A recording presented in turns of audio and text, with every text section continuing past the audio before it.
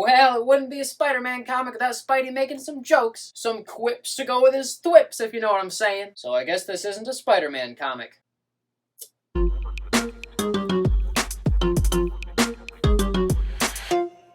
Today we're looking at issue 1 of Ultimate Spider-Man by Jonathan Hickman and Marco Checchetto. To be clear, we're not talking about issue 1 of Ultimate Spider-Man by Bendis and Bagley, and we're also not talking about issue 1 of Ultimate Spider-Man by Bendis and Pacelli. We're talking about the new Ultimate Spider-Man issue 1. Ultimate Comics have always been a great jumping on point for fans of Marvel who don't want to go back and read 50 years worth of history. And the Ultimate Comics universe, which was a parallel Earth to Earth 616, which is the main Marvel continuity, lasted for about 15 years until Jonathan Hickman crashed it into the main Marvel universe in his Secret Wars event. And during that event, a few main characters, such as Miles Morales, ended up in the main Marvel universe, where everything else from the Ultimate Universe got destroyed. And since then, we haven't had any Ultimate Comics until last year when Hickman started writing the new Ultimate Universe. And it's a little unclear how much lore is gonna be absolutely necessary for appreciating this new Ultimate Universe. It is definitely not as accessible as Ultimate Spider-Man issue 1 from like 24 years ago was.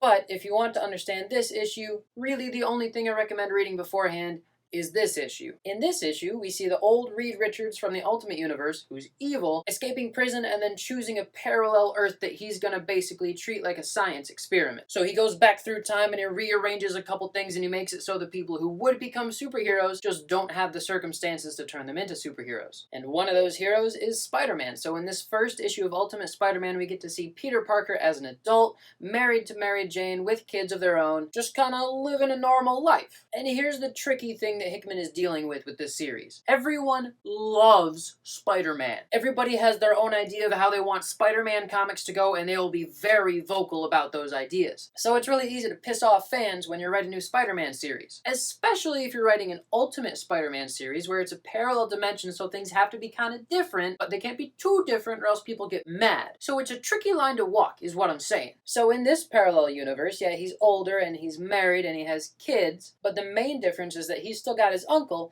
but he doesn't have Aunt May. And I'll let you read it for yourself to figure out why he doesn't have Aunt May. But we spend a lot of time with Uncle Ben in this issue. There's this fun moment we get where Peter Parker goes into work at the Daily Bugle, and of course J. Jonah Jameson comes running out of his office screaming his name. Classic. But then he gets to Peter and he says, "Oh, hey there, Peter, no time for chit-chat."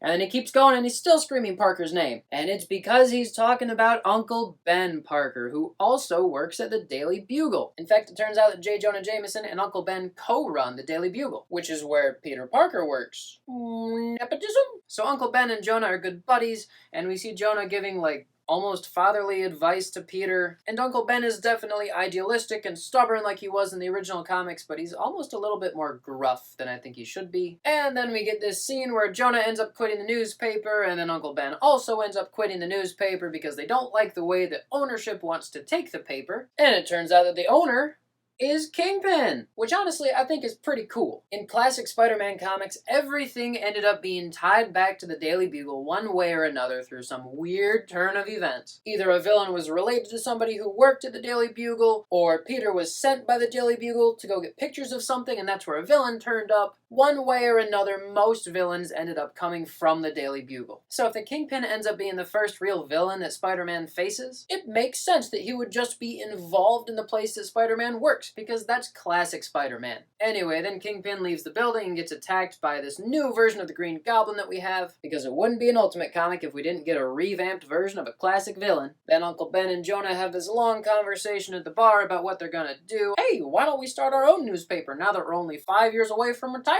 I've definitely got enough energy for that. And then Peter talks about how he feels bad, he's feeling existential, like he's missing something in his life, which we all know what he's missing. And then he reveals that Tony Stark sent him a package that basically has a message to him saying, "Hey, you're supposed to be Spider-Man, but somebody messed with your past and now you're not. Anyway, here's a spider, and if you let it bite you, you'll become a superhero. Isn't that great?" So he does, and that's our Spider-Man origin story for this Ultimate Universe. I am normally a big fan of Jonathan Hickman, but if you saw my last last review on his series Gods, you know that I'm kind of not into that. And this also was kind of underwhelming to me, honestly. As far as issue 1s of Ultimate Spider-Man go, it's the lowest of the 3, I think. And the main reason I feel that way is because I just kind of don't like the dialogue. Hickman specializes in writing very scientifically minded people. He's basically a sci-fi writer for superhero books. But there's no science fiction in this book, and there's nobody who's super scientifically minded in this book, so what we have is a whole lot of wholesome conversation that feels flat. One of my pet peeves is when somebody is writing children and they're trying to show the relationship that a father figure or a mother figure has with their children, and their way of showing that their relationship is healthy is just by having the child outright say, "Hi Dad, I'm glad to see you, how are you?" Like, kids don't talk like that. Kids haven't learned how to be concerned and actually care about how other people feel. There are a lot of ways to show a healthy relationship between parents and their kids, but having kids be 100% direct with their parents about how they feel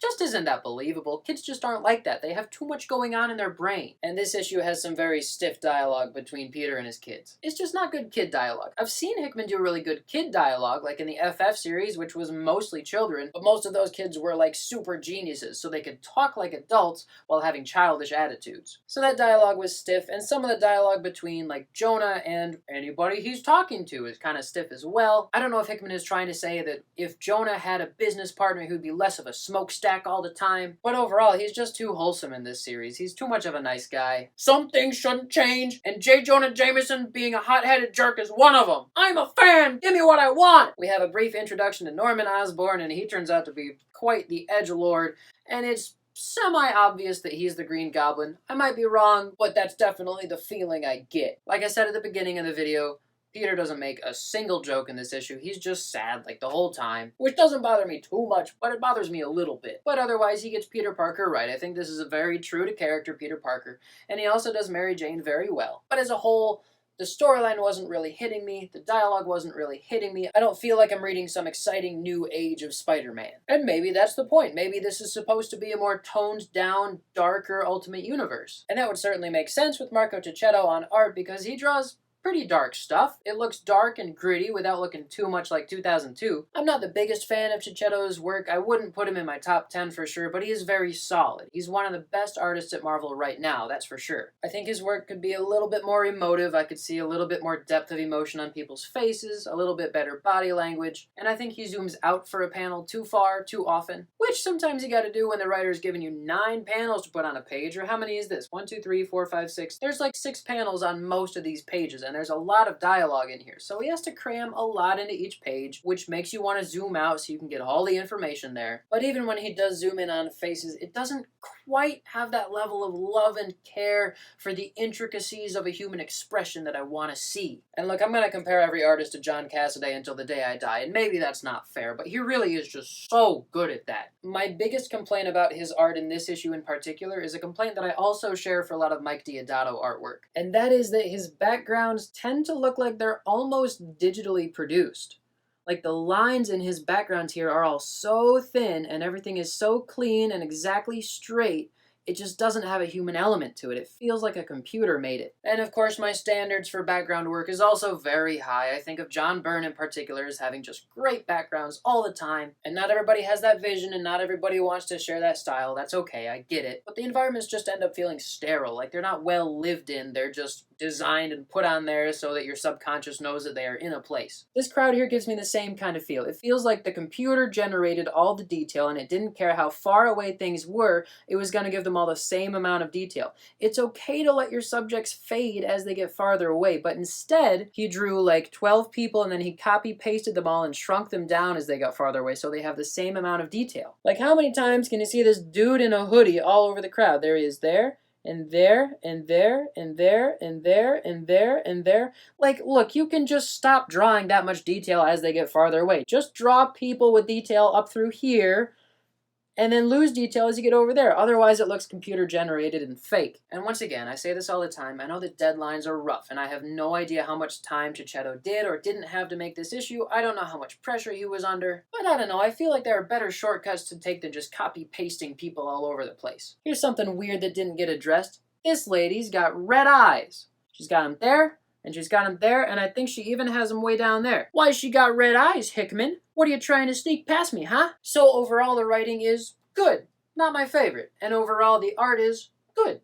Not my favorite. I have high expectations for Spider-Man comics, and I have even higher expectations for new Ultimate Spider-Man comics, and this didn't quite measure up to them. But at the end of the day, it's still good. It's still worth buying. It's still a great jumping on point for fans of Spider-Man who don't want to go back and read years and years and years of lore. Like, if you've seen the movies, you could read this without having to know anything else, and you'd probably enjoy it. But I don't know how satisfying it is for long-term fans who know all the lore. So I'm gonna give issue 1 of Ultimate Spider-Man a 7 out of 10.